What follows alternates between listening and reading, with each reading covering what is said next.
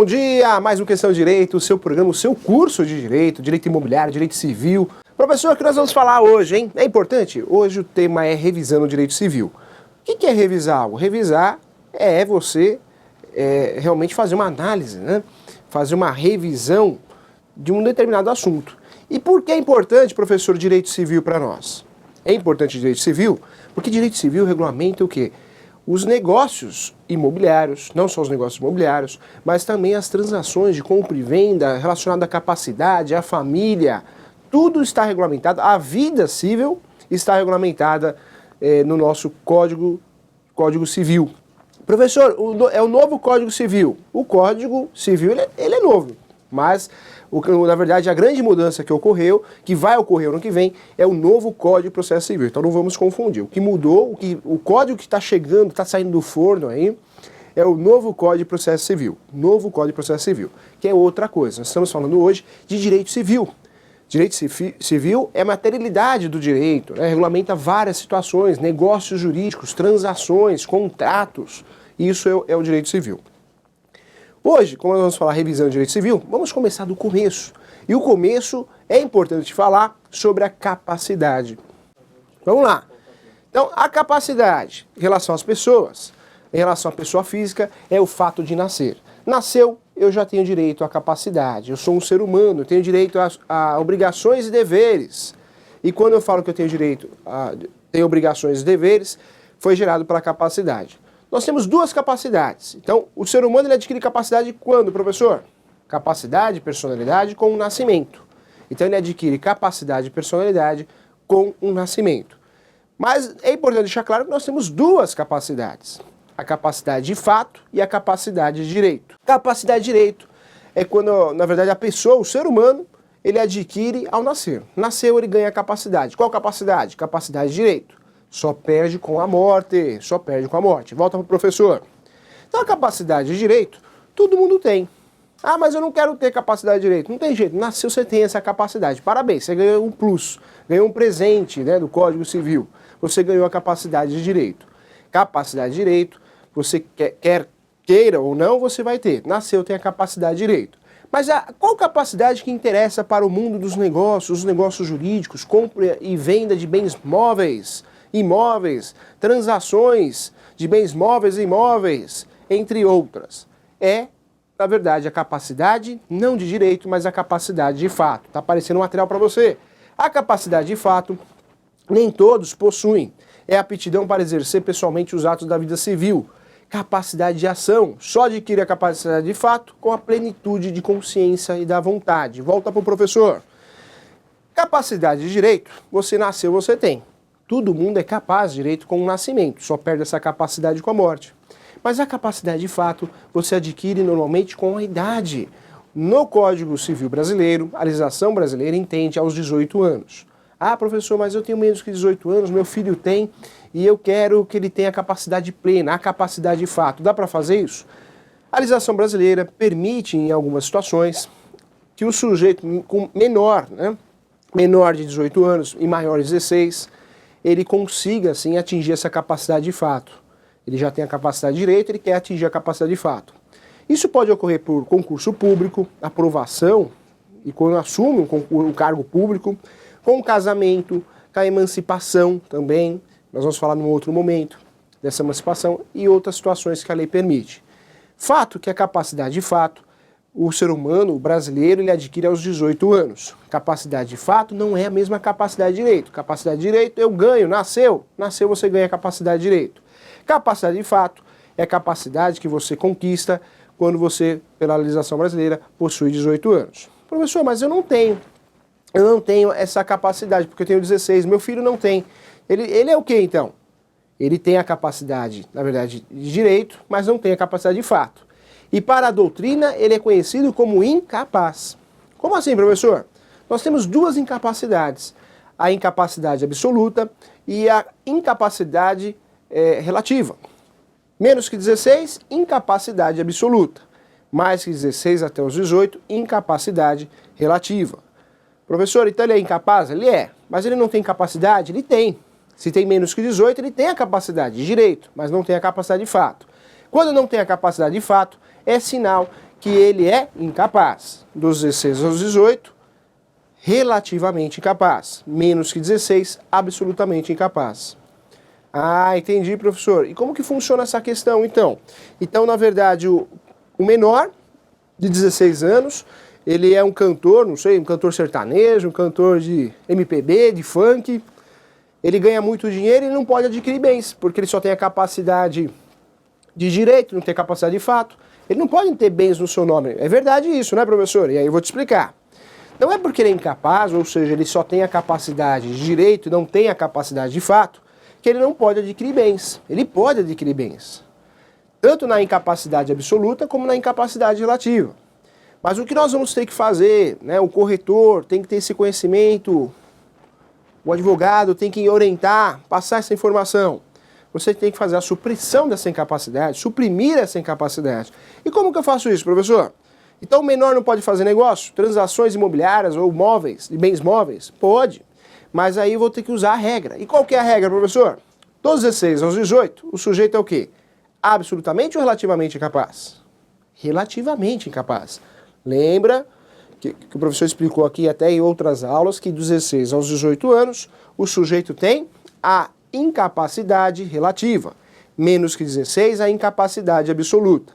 Dos 16 aos 18, se ele tem incapacidade relativa, ele tem que ser, nos negócios imobiliários, nas transações de bens móveis ou imóveis, ele pode transacionar, mas ele tem que ser o quê? Assistido. Como assim, professor? Papai, mamãe ou representante legal, que o represente de forma legal, tem que assinar com ele, do lado dele. Para fazer o quê? Para dar a entender, para justificar perante a lei que assistiu aquele ato. E assistir aquele ato tem que provar, tem que assinar junto. Então, assistiu aquele ato. Diferentemente do menor, do incapaz, com menos de 16 anos. Esse menor com menos de 16 anos, na verdade que tem a incapacidade absoluta, esse sujeito, ele também pode fazer transações imobiliárias? Ele pode. Mas ele também vai ter que suprimir essa incapacidade. Só que não é através da forma de assistência, ou seja, ter que ser assistido. Ele vai ter que ser representado, ou seja, menos que 16 ele não assina nada. Quem vai assinar por ele? Papai, mamãe ou representante legal. Então a grande diferença na incapacidade em relação à idade, nós temos outros motivos e vamos falar hoje também. Quando eu falo de idade para a transação, né, de bens móveis ou imóveis, você corretor, você que é do ramo do mercado imobiliário, qual que é o grande eixo aí para você não gerar uma nulidade nesse negócio jurídico? Então, chega um cliente em você e fala assim, olha, eu sou cantor de funk, eu tenho 17 anos, eu quero comprar uma casa. Não vou te ajudar a comprar a casa porque, na verdade, você não pode, você é um incapaz. Ou você vai virar para ele e vai falar assim, olha, tudo bem, só que você vai ter que colocar o nome da sua mãe. E não é verdade, na verdade pode colocar o nome dele.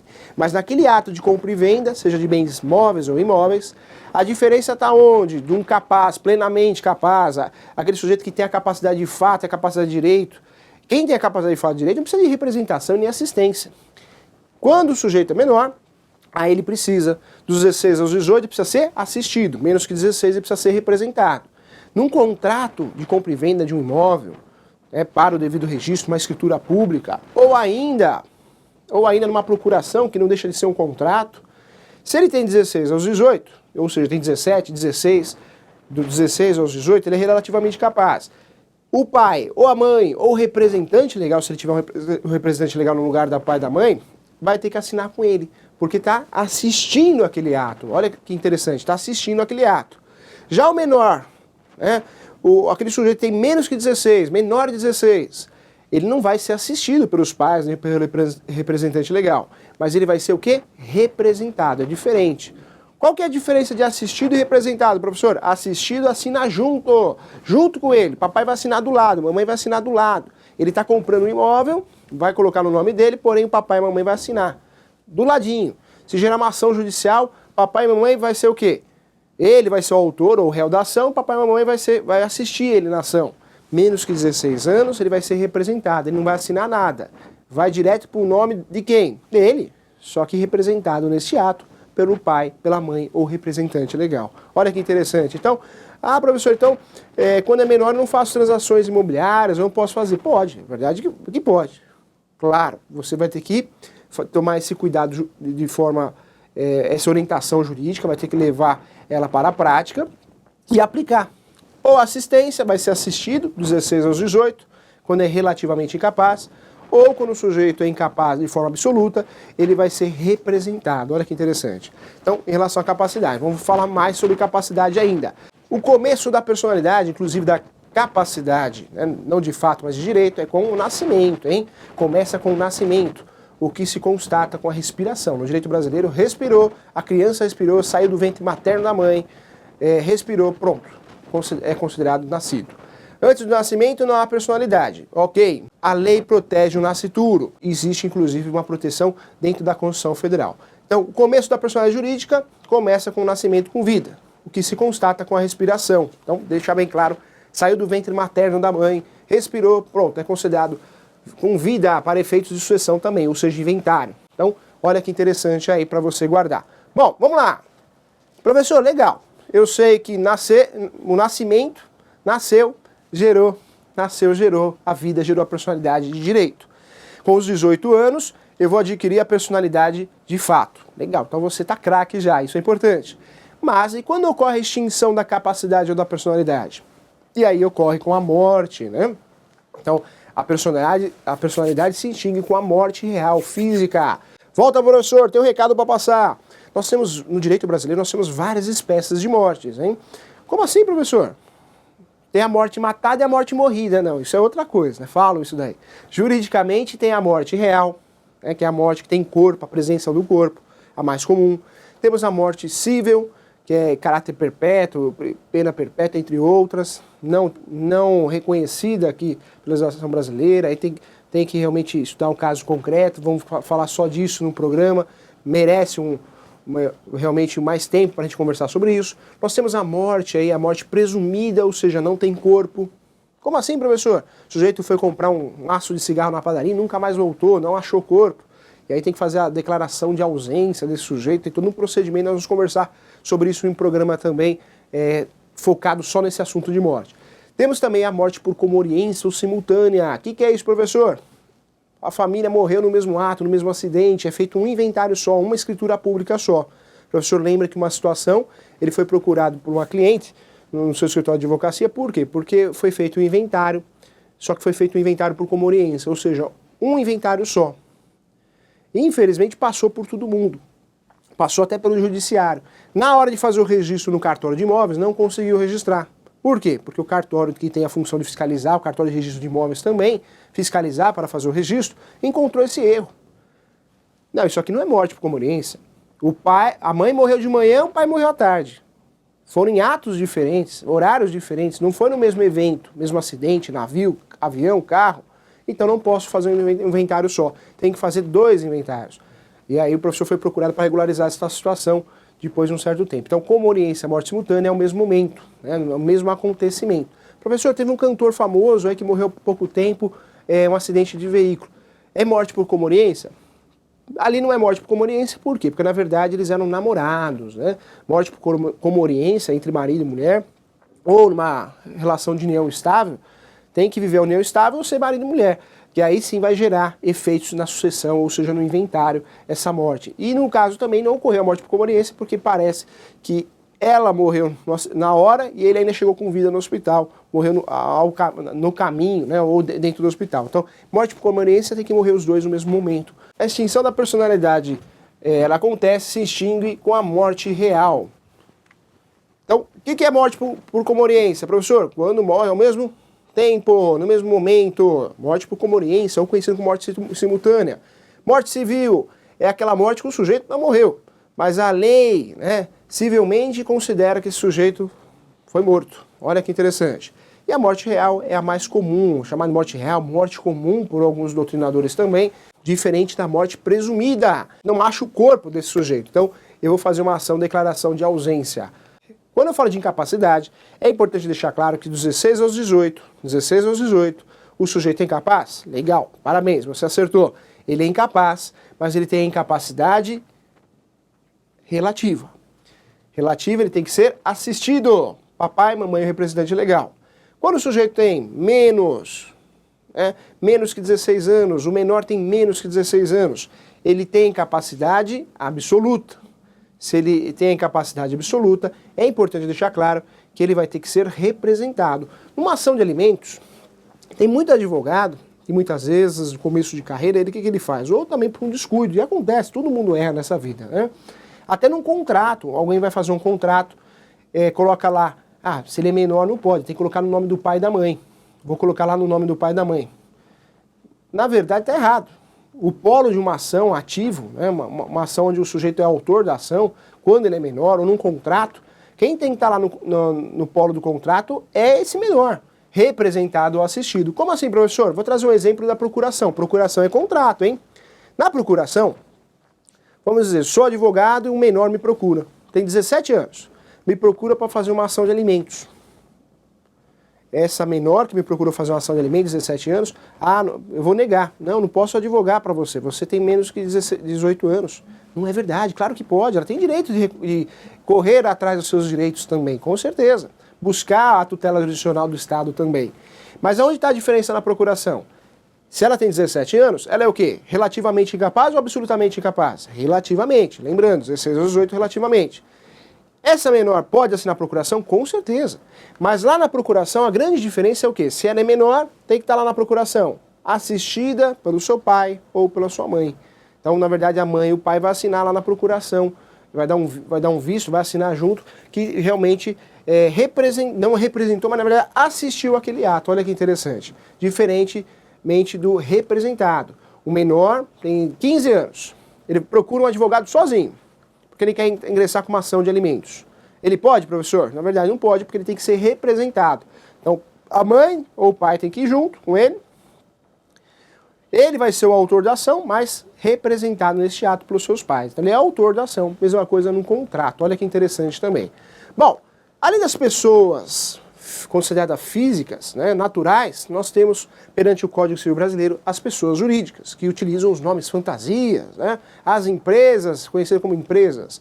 E vamos classificar isso. Vamos lá para o conceito. Pessoas jurídicas são entidades que a lei empresta personalidade, capacitando-as a serem sujeitas de direitos e obrigações. Não possuem realidade física. Então, é fictício, né? Na verdade, nós, na relação de consumo, direito civil também, relação de consumo, a Lei 8.078 de 90, quando realmente existe uma falha no produto ou no serviço, na prestação, pelo fornecedor na prestação de produto e serviço, nós vamos processar a empresa. Reclamação trabalhista também, processar a empresa. Mas a empresa é fictícia. A empresa, a pessoa jurídica, na verdade, ela foi criada pelo homem, o Código Civil, tratada no Código Civil, mas por isso existe o instituto, né, de desconsiderar a personalidade da pessoa jurídica. Por quê? Quando não tem bens essa empresa, eu vou cobrar quem? Os sócios pelo CPF, as pessoas naturais, as pessoas físicas. Mas é uma espécie de reconhecida como pessoa também. Lembrando que nós temos duas espécies de pessoas jurídicas. Pessoa jurídica de direito público.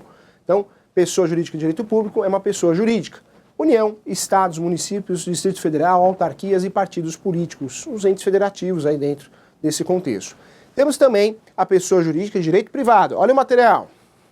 Sociedades civis, religiosas, científicas, literárias, associações de utilidade pública, fundações, sociedades mercantis. Olha que interessante aqui também. Bom, então você já está craque aí em capacidade. Então chegou o grande momento que a gente gosta muito, que é a questão X. Roda a vinheta!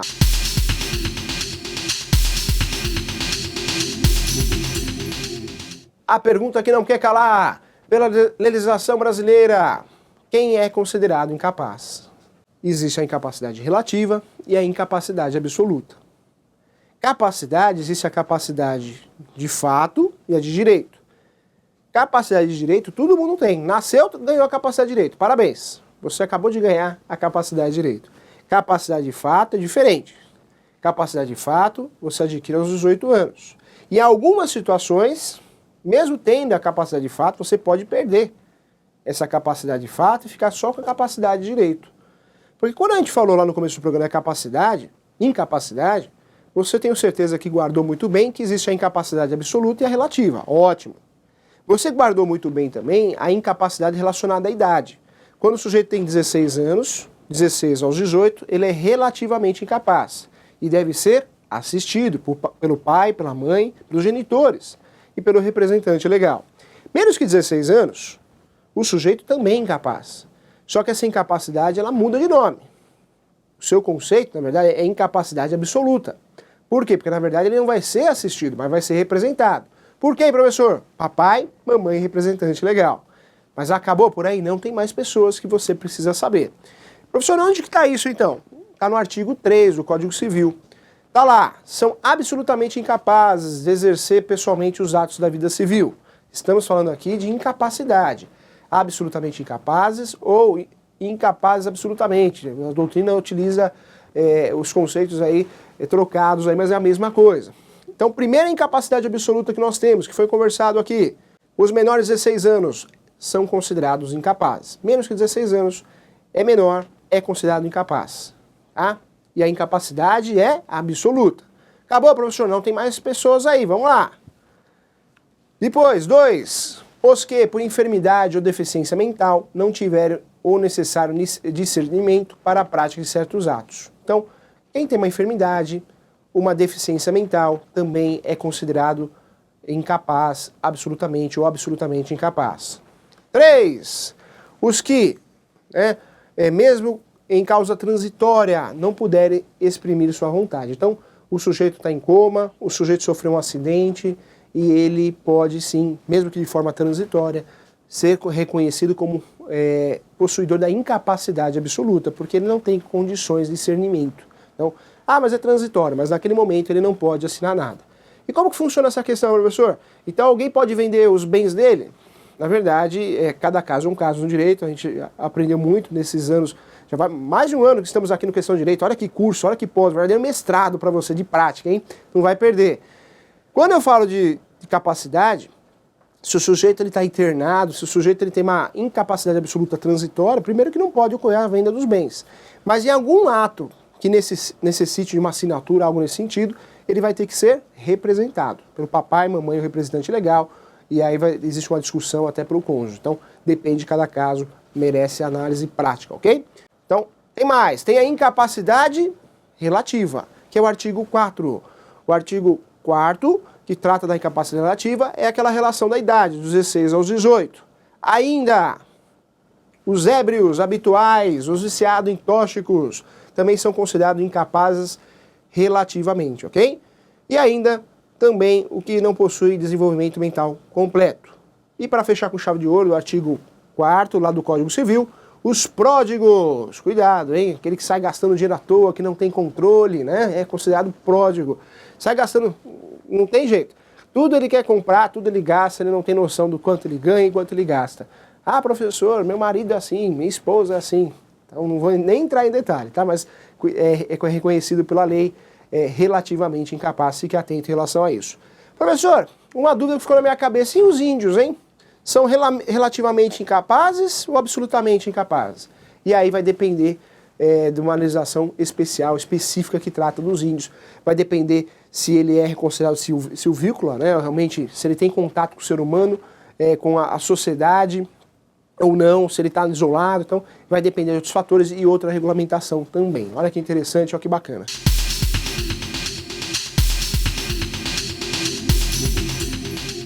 Então a nossa pergunta, o Luciano, um grande abraço para você, Luciano, de São Carlos, cidade boa. Obrigado, Luciano, por assistir nosso programa, vamos divulgar o nosso programa. Envie o WhatsApp aí para os colegas, né? Para os colegas corretores, para os colegas que gostam do tema, com certeza vai ajudar muito a gente se qualificar, ter mais conhecimento, isso é uma proteção para você e para os seus negócios, tá bom? Então, obrigado por estar nos acompanhando, nos acompanhe também aí no YouTube também.